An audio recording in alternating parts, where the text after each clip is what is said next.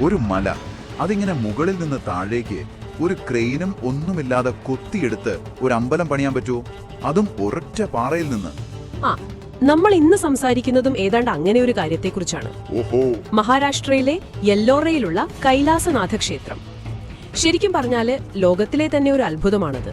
സാധാരണ നമ്മൾ കെട്ടിടം താഴേന്ന് മുകളിലോട്ടാണല്ലോ പണിയുന്നത്. അതെ. ഇതങ്ങനെയല്ല.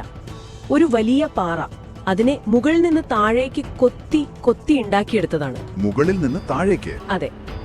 ലോകത്തിൽ തന്നെ ഈ രീതിയിൽ ഒറ്റക്കല്ലിൽ തീർത്ത ഏറ്റവും വലിയ നിർമ്മിതിയാണ്. ഒരു മലയുടെ മുകളിൽ തുടങ്ങി താഴേക്ക് ഇങ്ങനെ ചെത്തിയെടുത്ത് ഒരു അമ്പലം ഉണ്ടാക്കിയെന്നാണോ?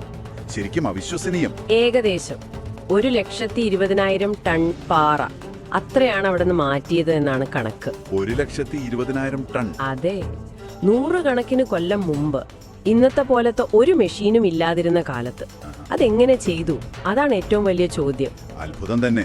ഇന്നത്തെ ബുൾഡോസറും ക്രെയിനും ഒക്കെ വെച്ചാ പോലും അതൊരു വലിയ പണിയാണ്. അപ്പൊ അന്നത്തെ കാര്യം? ആ ടെക്നോളജി എന്തായിരുന്നു? എങ്ങനെയാണ് അത് പ്ലാൻ ചെയ്തത്? ഇതിനൊന്നും നമുക്ക് വ്യക്തമായിട്ടൊരു ഉത്തരം കിട്ടിയിട്ടില്ല. ശരിയാണ്. ഞാൻ കേട്ടിട്ടുണ്ട് ഇതിന്റെ വലിപ്പം കാരണം പഴയ ചില പുസ്തകങ്ങളിൽ ഇതിനെ വിമാനം എന്നൊക്കെ പറയുന്നുണ്ടെന്ന്. അത്രയും വലുതാണോ ഇത്? വിമാനം എന്നുള്ള താരതമ്യം ഒരുപക്ഷെ അതിന്റെ വലിപ്പം, പിന്നെ ആ ഒരു ഘടന, അതിനെയൊക്കെ ഉദ്ദേശിച്ചാവാം. പക്ഷെ അതൊരു കെട്ടിടം മാത്രമല്ല. അപ്പൊ ഇത് പണിത ശില്പികൾക്ക് ഈ ജ്യോതിശാസ്ത്രത്തിലും പിന്നെ ശബ്ദത്തിന്റെ കാര്യത്തിലുമൊക്കെ നല്ല അറിവുണ്ടായിരുന്നു എന്ന് ചില പഠനങ്ങൾ പറയുന്നുണ്ട്. അതെങ്ങനെയാ? ജ്യോതിശാസ്ത്രമൊക്കെ ഒരു കല്ലമ്പലത്തിൽ എങ്ങനെ വരും? അതായത് ചില പ്രത്യേക ദിവസങ്ങളില് സൂര്യൻ ഉദിക്കുമ്പോൾ അതിന്റെ വെളിച്ചം കൃത്യമായിട്ട് പ്രധാന കോവിലിലെ ശിവലിംഗത്തിൽ തന്നെ വന്ന് വീഴുന്ന രീതിയിലാണ് ഇത് പ്ലാൻ ചെയ്തിരിക്കുന്നതെന്ന് കേൾക്കുന്നു. ഓഹോ, യാദൃച്ഛികമാവില്ല അല്ലേ? സാധ്യത കുറവാണ്. അതുപോലെ അമ്പലത്തിനകത്ത് ചില ഹാളുകളില്, മണ്ഡപങ്ങളില് ശബ്ദത്തിനൊരു പ്രത്യേക പ്രതിധ്വനിയോ അല്ലെങ്കിൽ നല്ല വ്യക്തതയോ കിട്ടുന്ന രീതിയിൽ എന്തൊക്കെയോ ചെയ്തിട്ടുണ്ട്. അപ്പൊ അന്നത്തെ അറിവ്? അതെ. അതെല്ലാം ആ കാലത്തെ അവരുടെ അറിവിന്റെയും കഴിവിന്റെയും ഒരു തെളിവാണ്.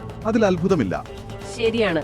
ആ സംശയങ്ങൾ ഇതിനൊരു നിഗൂഢത കൂട്ടുന്നുണ്ട്. കാരണം യുക്തി വെച്ച് നോക്കുമ്പോ ചിലതൊന്നും അങ്ങോട്ട്. അതെ.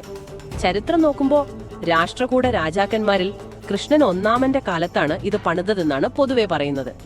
എന്നാലും അന്നത്തെ ചെറിയ അറിവും ടൂൾസും വെച്ച് തലമുറകളോളം എടുക്കുന്ന ഇത്ര വലിയൊരു പണി എങ്ങനെ തീർത്തു? അതൊരു പിടികിട്ടാത്ത കാര്യമാണ്. ആ പണിയിലുള്ള കഴിവ് മാത്രമല്ല, അവിടുത്തെ കൊത്തുപണികൾ നോക്കണം. പുരാണത്തിലെ കഥകളും ദൈവങ്ങളുടെ രൂപങ്ങളുമെല്ലാം എന്തു ഭംഗിയായിട്ടാണ് കൊത്തിവെച്ചിരിക്കുന്നത്.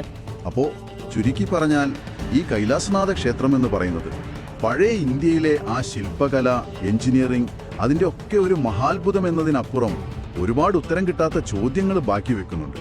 മനുഷ്യന്റെ കഴിവിന്റെ അതിരുകൾ, നമുക്കറിയാത്ത ചരിത്രം, അതിനെക്കുറിച്ചൊക്കെ ഓർമ്മിപ്പിക്കുന്ന ഒരു വലിയ സംഭവം തന്നെ. തീർച്ചയായും.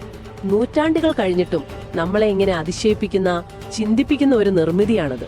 ഇതെല്ലാം കേൾക്കുമ്പോൾ തോന്നാണ്, ചിലപ്പോൾ കാലം മായ്ച്ചു കളഞ്ഞ് എന്തെല്ലാം അറിവുകൾ, കഴിവുകൾ നമ്മുടെ പഴയ ആൾക്കാർക്ക് ഉണ്ടായിരുന്നിരിക്കാം.